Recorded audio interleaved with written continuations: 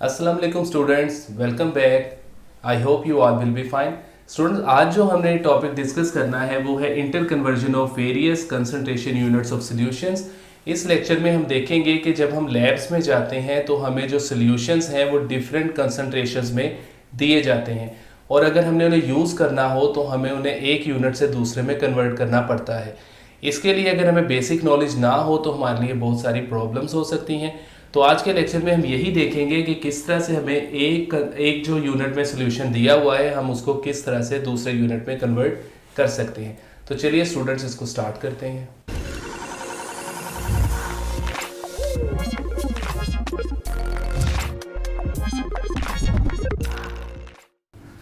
तो स्टूडेंट्स, यहाँ पे हमने जो न्यूमेरिकल प्रॉब्लम्स लिखी हैं सॉल्यूशंस के यूनिट्स को कन्वर्ट करने के लिए, उसमें फर्स्ट न्यूमेरिकल प्रॉब्लम है calculate the molality of 8% weight और वेट NaCl सोल्यूशन। तो यहाँ पे हम जो कन्वर्जन करेंगे वो हम करेंगे फ्रॉम परसेंटेज टू मोलैलिटी। अपने प्रीवियस लेक्चर्स में स्टूडेंट्स हम मोलैलिटी की डेफिनेशन पढ़ चुके हैं कि मोलैलिटी को हम डिफाइन करते हैं number of moles of solute dissolved पर kilogram of solvent.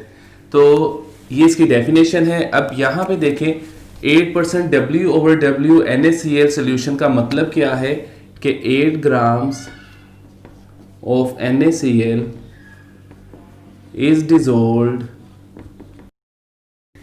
In 100 gram of solution.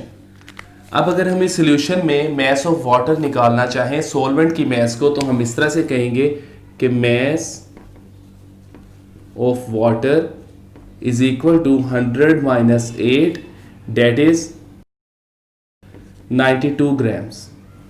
अब ये सॉल्वेंट का मैस आया हमारे पास 100 ग्राम में, जबकि अभी डेफिनेशन मोलैलिटी की मैंने आपको बताई कि ये हम कहते हैं किलोग्राम्स में। तो यहाँ पे हम सबसे पहले इस मैस को कन्वर्ट करेंगे किलोग्राम्स में। तो मैं लिखूंगा कि मैस ऑफ वाटर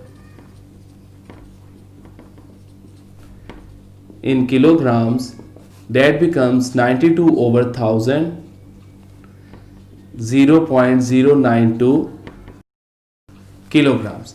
ये हमारे पास वाटर का मैस आ गया किलोग्राम में।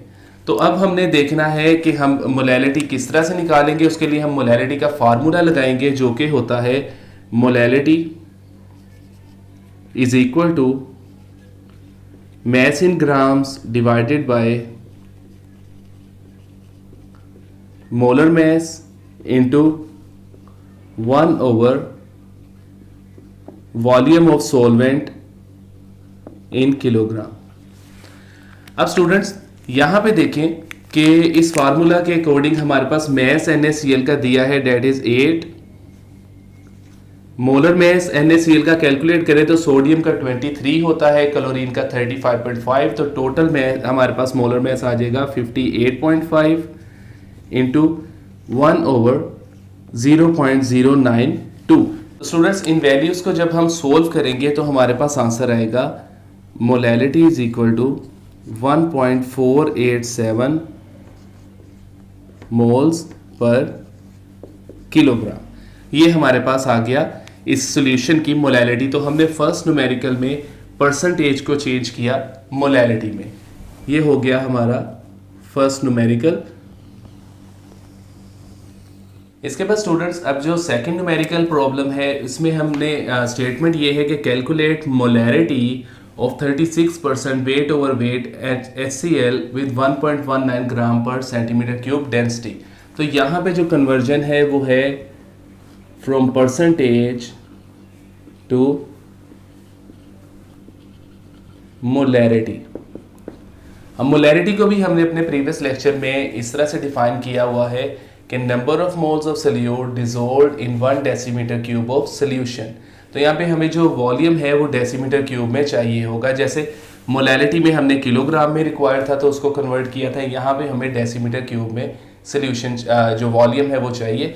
तो सबसे पहले अगर हम इसको देखें तो इससे हमें डाटा क्या मिल रहा है, हमें ये पता लग रहा है कि mass of HCl is equal to 36 grams इस सोल्यूशन में, जबकि mass of solution that is equal to 100 ग्राम, क्योंकि परसेंट सोल्यूशन है तो 100 ग्राम में, ये हमें पता लग रहा है। इसके बाद हम वॉल्यूम निकालेंगे सोल्यूशन का, तो वॉल्यूम के लिए हम फार्मूला यूज़ करेंगे कि जैसे हमें पता है कि डेंसिटी होती है इक्वल मैस ओवर वॉल्यूम के। अब इस फार्मूले को अगर हम वॉल्यूम के लिए एडजस्ट करें तो फार्मूला बन जाएगा V is equal to M over D। अब यहाँ पे इन वैल्यूज़ को पुट करते हैं। मैस हमारे पास इस सोल्यूशन का है 100 और जो हमारे पास डेंसिटी है डेट इज़ 1.19। इसको हम सोल्व कर लेते हैं। जब हम इसको सोल्व करेंगे तो आएगा 100 डिवाइडेड बाय 1.19 84.03। तो वॉल्यूम हमारे पास आ गया 84.03 सेंटीमीटर क्यूब। अभी ये सेंटीमीटर क्यूब में हमारे पास वॉल्यूम आया है, तो मोलैरिटी का जो कंसेप्ट है वो अप्लाई होता है डेसीमीटर क्यूब में। तो हम कहेंगे वॉल्यूम इन डेसीमीटर क्यूब। ये किस तरह से हम निकालेंगे 84.03 डिवाइडेड बाय 1000। जब इसको 1000 से डिवाइड करेंगे तो ये वैल्यू अब हमारे पास इस तरह से आएगी कि जो वैल्यू हमारे पास आए divided by 1000 0.084। Volume in decimetre cube comes out to 0.084 decimetre cube. अब स्टूडेंट्स ये हमारे पास वॉल्यूम हमने निकाल लिया डेसीमीटर क्यूब में। अब यहाँ पे हम मोलैरिटी का फार्मूला लगाएंगे। मोलैरिटी का फार्मूला होता है कि M is equal to mass in grams divided by molar mass into 1 over volume in decimetre cube. Data put करते हैं। मैस हमारे पास इस सोल्यूशन का है 36। मोलर मैस HCl का निकालें तो हाइड्रोजन का मैस 1 होता है, क्लोरीन का 35.5। जब इसको हम सम अप करेंगे तो बनेगा 36.5 इंटू 1 ओवर अभी हमने जो वैल्यू निकाली 0.084। स्टूडेंट्स इसको हम सोल्व करते हैं। पहले 36 को डिवाइड करें 36.5 से, तो हमारे पास जो आंसर आएगा 0.986 इंटू 1 ओवर 0.084। अब हमने इस फैक्टर को इससे डिवाइड कर देना है, तो हम इसको करेंगे डिवाइड 0.986 डिवाइडेड बाय 0.084। तो ये आंसर हमारे पास आ रहा है मोलैरिटी इज इक्वल टू 11.73 मोल पर डेसीमीटर क्यूब। तो स्टूडेंट्स ये हमने इस सॉल्यूशन की मोलैरिटी कैलकुलेट कर ली। तो ये हमने देखा कि किस तरह से हम परसेंटेज को मोलैरिटी में कन्वर्ट कर सकते हैं। लास्ट में स्टूडेंट्स जो न्यूमेरिकल हम सोल्व करेंगे अब वो है कि हमने परसेंटेज बाय वेट कैलकुलेट करनी है ऑफ 9.2 मोलर HClO4 जिसकी डेंसिटी है 1.54 ग्राम पर सेंटीमीटर क्यूब। अब यहाँ पे जो कन्वर्जन है ये हमारे पास है फ्रॉम मोलैरिटी टू परसेंटेज। और इस स्टेटमेंट से जो डेटा हम लिखेंगे पहले वो हम ये लिखेंगे कि हमें number of moles of HClO4 पता है जो कि है 9.2 मोल्स पर डेसीमीटर क्यूब। अब स्टूडेंट्स हमने अपने प्रीवियस न्यूमेरिकल में भी डिस्कस किया कि जो मोलैरिटी का कंसेप्ट है वो अप्लाई होता है मोल्स पर डेसीमीटर क्यूब में, यानी जो वॉल्यूम हम यूज़ करते हैं वो डेसीमीटर क्यूब में यानी 1000 सेंटीमीटर क्यूब। तो सबसे पहले हम यहाँ पे इस वॉल्यूम को कन्वर्ट करेंगे वेट में यानी मैस में, और उसके लिए हम यही वाला फार्मूला यूज़ करेंगे कि density is equal to mass over volume. इसको जब हम मैस के लिए अरेंज करेंगे इस फार्मूले को तो बन जाएगा M इज इक्वल टू और mass is equal to density into volume.